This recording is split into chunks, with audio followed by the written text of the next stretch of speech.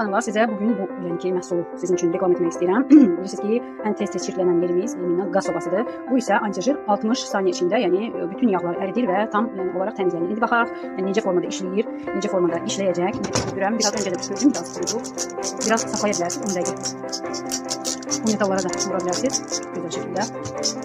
O qədər də çox vurmuram, çünki hər gün təmizləyirəm.